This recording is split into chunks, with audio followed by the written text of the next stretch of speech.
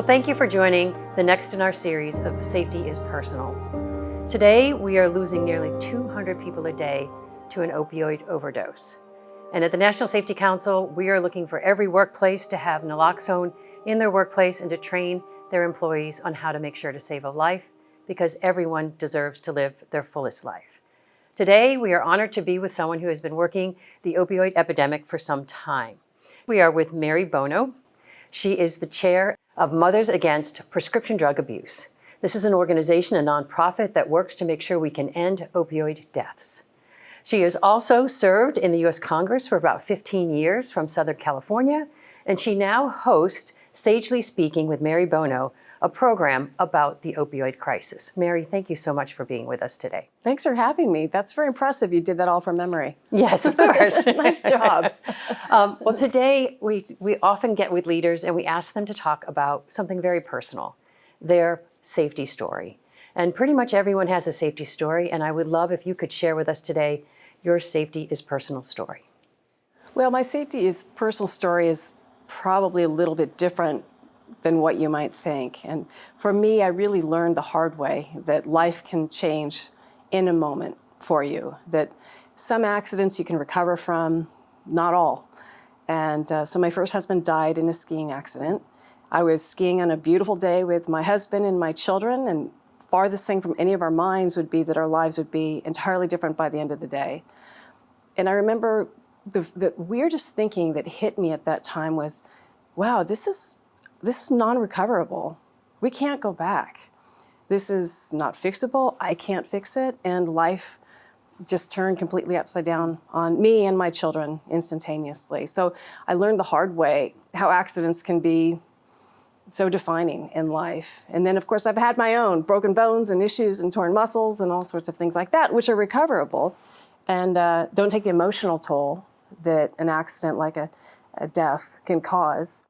So I think I really realize and appreciate other people who've gone through that, where life just changes and pick up the pieces. Here you go. You know, life just tells you, pick up these pieces and good luck going on. But go forward. Go forward. Yeah, I love that. You can't go back after something like that, but you do have to find a way to go forward. And we talk a lot about how incidents, whether they're fatalities or significant harm to someone, they impact so many lives, and they ripple through not only a family, as you just described, but also through a community. So thank you for sharing that. And thank you for taking that energy and paying it forward in so many ways. And one of the things that I find so fascinating is that you were seeing this opioid epidemic early on, early 2000s, before many of us could really see that mounting toll. You took your voice to this. And can you explain to us what was the catalyst for you so early in this unbearable crisis that we're in to be that bellwether for us? Well, unfortunately, my family was hit hard by it. One of my children began using prescription opioids in high school that he was getting not from our household, but somehow from a group of friends. And at that time, this is around 2006, kids thought it was safe to party with pills that came in a brown bottle because a doctor prescribes them and somebody manufactures them in some clean lab somewhere. They really thought they were doing the safe thing. And so it was my son, and he went into treatment at the Betty Ford Center. And he said, Mom, I have to speak publicly about this because kids really think this is safe, and they need to know it is not, that it is nearly fatal, sometimes fatal. So he had the strength to talk about it publicly. And when we did that, I became a beacon for other mothers who are going through it. And it was sort of a hidden epidemic for a lot of reasons. The stigma around addiction never helps people talk about it.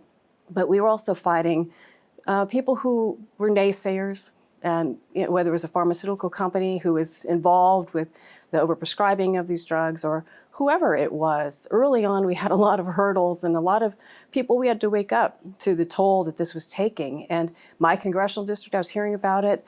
And then I partnered with Congressman Hal Rogers out of Kentucky, who represents Appalachia, which was extremely hard hit. Yes. And so the two of us just became fast friends and began collaborating. And again, it took us years to get other members to pay attention to us and participate. And be on the right side of the hearings. And so we've come a long way, but we still have a long way to go. Yeah, and you can see some of the impact that early activity had, because there are many members now that across both sides of the aisle that have taken this issue and are working legislation and other kinds of things to help. So you started with as a mom, but certainly helped our nation as well.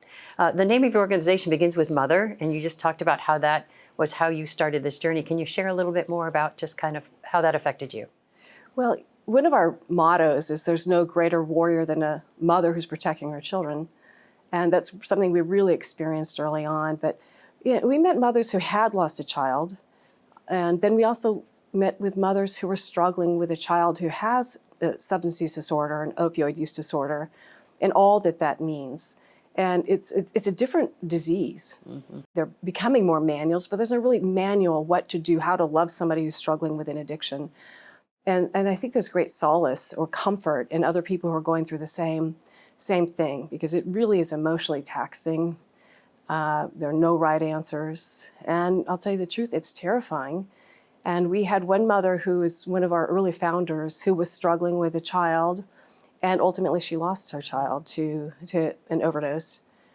And she always talks about that phone call, the one phone call you never want to get. Mm-hmm. And I know there are hundreds of thousands of parents out there right now who are afraid of that one phone call.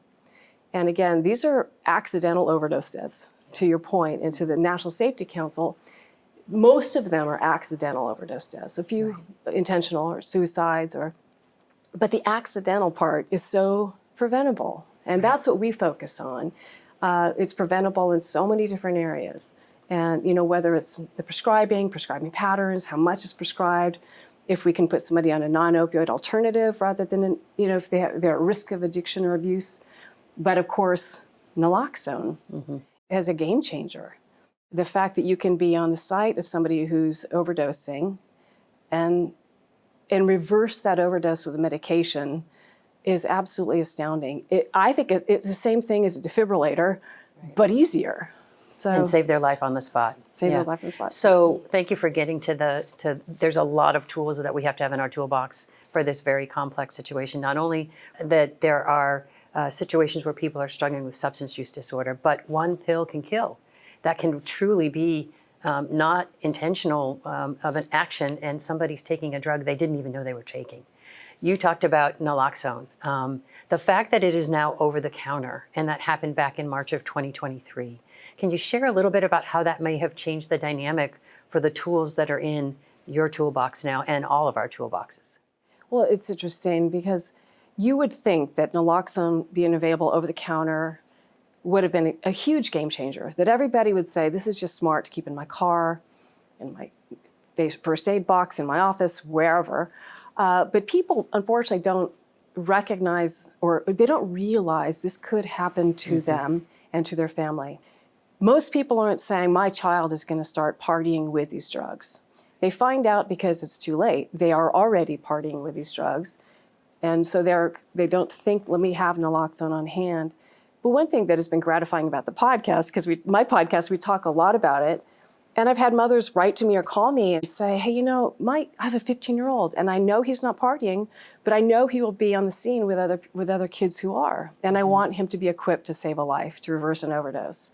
But the scary thing, Lorraine, is it's not just fentanyl now or opioids. The drug supply is laced with drugs that naloxone won't work on, fentanyl test strips won't work on. And really, in my opinion, the best thing is defense. And that's primary prevention. Just don't do it in the first place. So lots of education and awareness for sure. Because to your point, one pill. I mean, your child can be at one party, their first party, and somebody can say, here, take this. Yep. And I promise it's legit and it's good. Yep. And the rest can be history. We hear those stories, unfortunately, way too often. One of the things that we work on is helping employers, since they touch so many employees. And 70% of folks who have a substance use disorder also have a job. So there's a lot of folks that employers can reach out and touch and provide services to of all kinds, including making sure that if you have an overdose emergency, that you're prepared to address it on the spot. And as I'm talking to some of those CEOs, I will tell you the stigma issue is still pretty prevalent. Oh, yeah. Can you talk to us a little bit about how we might want to address this issue of stigma? You talked about defibrillators and finding some analogies there to being ready for an emergency, but maybe you have some other thoughts that we can bring to C-suite players of why we have to lean into this. Well, I would bet a large number of C-suite players have been affected by this. But still, there's this desire to kind of bury it, sweep it under the rug because of the stigma or the pain that comes with it. I think there are a lot of walking wounded people who deal with this issue. But what's hard, too, is when I think about the workplace and your employees and C-suite, is, again, how many parents are suffering silently? How many are worried about their child that day or their loved one? That could be a spouse, it could be a parent. But they're hurting, and they don't have the support, somebody to talk to. And I would encourage those people, if you are feeling that kind of pain, first thing you should do is take care of yourself and go talk to somebody. And I think that's a huge part of it, because in this disease, you're part of the solution. Love that. We actually have resources for employers to give to their employees of how to be a parent and talk to your kids about this issue. Because again, we can go through the employers to touch so many lives. You were in the halls of Congress for 15 years. The White House just put out a letter asking businesses to commit to train their employees and to have naloxone in their workplaces. And I'm sure some of your early work made that happen for us as well. So thank you, Mary, for all that you do. We will make progress together, and I really appreciate you sharing your thoughts here today. Well, thank you for having me. You're an important part of the solution, so thank you. Thank you. And thank you all for joining us for our next in our series of Safety is Personal.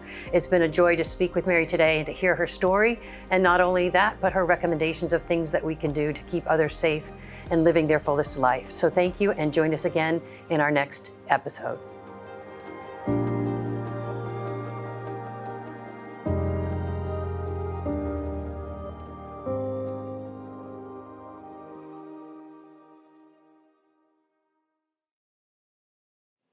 Thank you for joining this conversation. To watch all of our episodes on demand, go to safetyispersonal.org.